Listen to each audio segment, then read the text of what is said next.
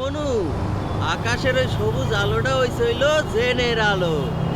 মোর বাপে ছোট কালে মগরে লইয়া গল্প হরতে, মুই তো বেটা গেছে কালে ওই আলোটা দেখিয়া পেট থম ডরে পুরা শেষ।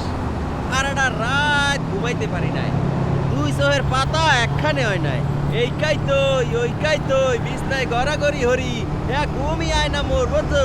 কতক্ষণ পর পরই বেটা মোর খালি মুঠে ধরে। কি যে হরি দোস্ত। ঠিক আছে, একটু সরে দাঁড়ান।